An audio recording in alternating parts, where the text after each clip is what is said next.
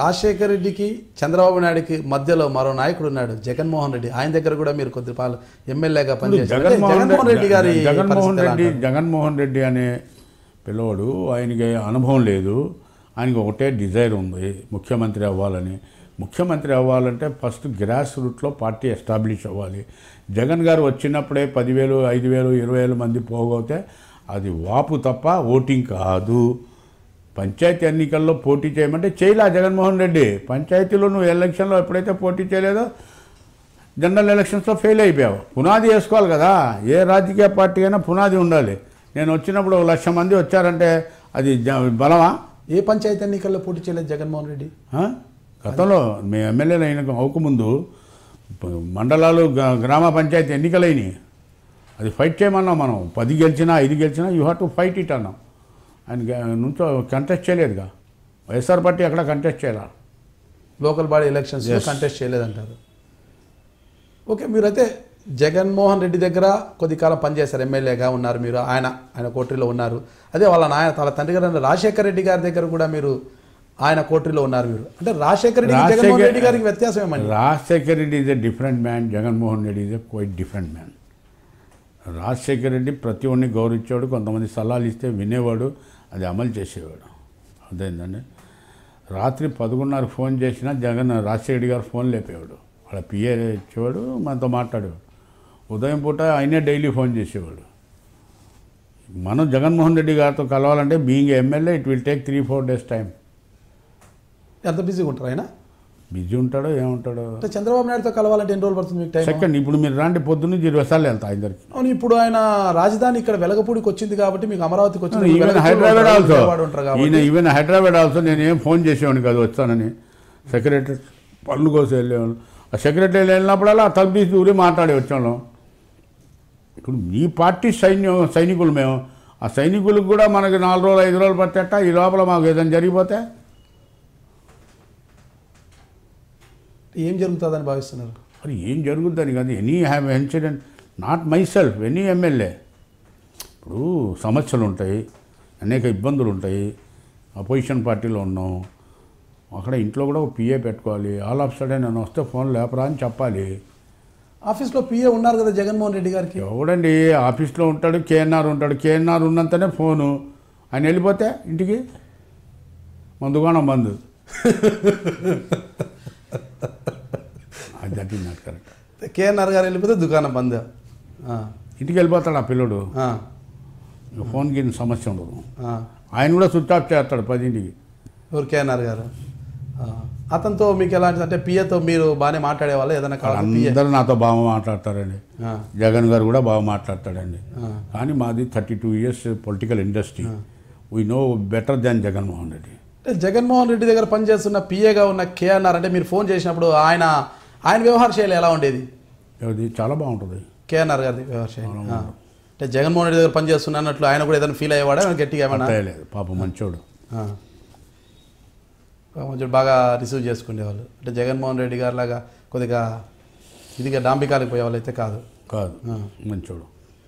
Okay, అయితే మీరు ఇక్కడ జగన్మోహన్ రెడ్డిని చూశారు, రాజశేఖర రెడ్డిని చూశారు, మరో ముఖ్యమంత్రి చంద్రబాబు నాయుడు. వీళ్ళిద్దరికన్నా తేడా ఏముంది చంద్రబాబు నాయుడులో?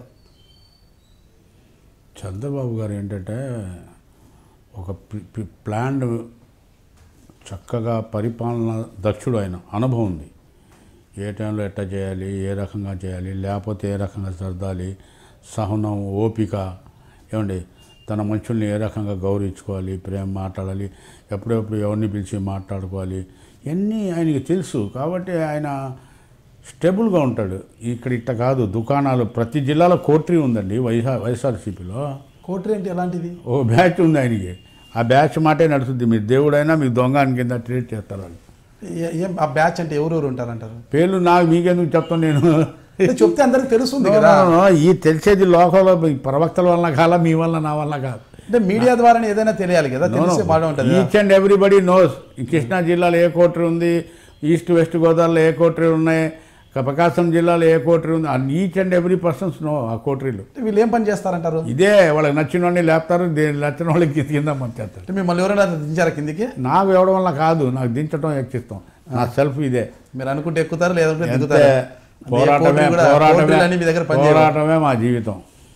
అంటే ఆ రోజు మీరు వైసీపీలో ఉన్నారు, ఇప్పుడు టీడీపీలోకి వచ్చారు. వైసీపీలో లేనిది ఏంది, టీడీపీలో మీకు ఉన్నది ఏంది? నాకు భగవంతుడి దేవల్ల నా ప్రజలు అదృష్టవంతులు. నేను సరైన నిర్ణయం తీసుకున్నానని ఇప్పుడు నిర్ణయం తీసుకున్నా. ఎంత అభివృద్ధి అండి, ఎంత అభివృద్ధి. ఆల్ ఆఫీసర్స్ని వెళ్ళి అడగండి మీరు, ఏ నియోజకవర్గంలో పనులు ఎక్కువ అవుతున్నాయని. బ్రహ్మాండంగా సాగుతున్నాయి నా నియోజకవర్గం. 1000 కోట్ల రూపాయలు, 1000 కోట్లు. మరి తర్వాత రండి, పశ్చిమ నియోజకవర్గం, పాత బస్తీతో పిలిచే పశ్చిమ నియోజకవర్గం కొత్త బస్తీగా ఇప్పటికే పిలవబోతుంది.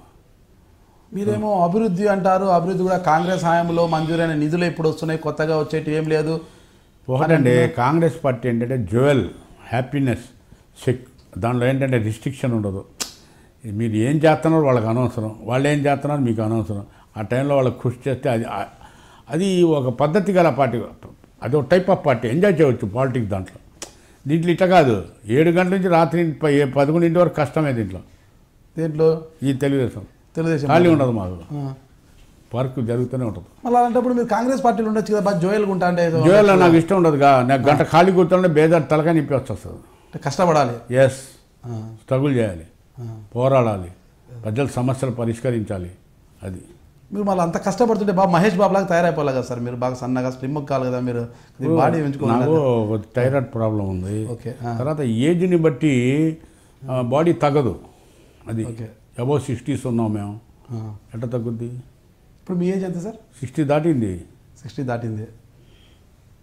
ఓకే, మొత్తం మీద తీసుకుంటే మీరైతే అభివృద్ధి చేస్తానంటున్నారు. మరోవైపు చూస్తే మీ మీద బలమైన విమర్శలు కూడా గుప్పిస్తున్నారు ప్రత్యర్థులు. అంటే ఎక్కడ మీ కాన్స్టిట్యూషన్లో ఎక్కడ కొత్తగా ఇల్లు నిర్మించాలన్నా, భవనం నిర్మించాలన్నా కార్పొరేషన్కి కట్టాల్సిన డబ్బు కన్నా మీకు కట్టాల్సిన డబ్బే ఎక్కువగా ఉంటుంది.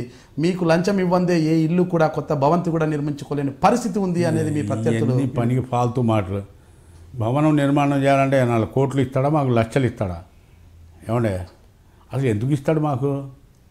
వాడికి రానప్పుడు మా మీద విమర్శిస్తాడు. వాడు అడిగి ఉంటాడు, అసలు ఆ విషయం కూడా మాకు తెలియదు. వాడు అడిగి ఉంటాడు కాబట్టి, వాడికి ఇవ్వలేదు కాబట్టి మేము తీసుకున్నామని విమర్శ. కొట్ట లైన్ దాన్ని కొట్టాలి. మా ఈ ఇస్తరాకులు ఎందుకు? 50 లక్ష రూపాయలతో అవుద్దా? ఏదైనా కొట్టే బిగ్ కొట్టాలి. అంటే ఏముంది బిగ్గు కొట్టేది అనుకునే నాకు ఆలోచన లేదు, అసలు ఆ హ్యాబిట్ లేదు కదా. మీరు ఎవరినైనా అడగండి, గిట్టని వాడు ఏదని చెప్తాడు. గిట్టే వాళ్ళ దగ్గర కూడా వెళ్ళండి. నేను మీ జలీల్ ఖాన్ని, విజయవాడ పశ్చిమ నియోజకవర్గ శాసనసభ్యుని, తెలుగుదేశం పార్టీ శాసనసభ్యుడిని. మీరు చూస్తున్నారు ఐ డ్రీమ్ న్యూస్.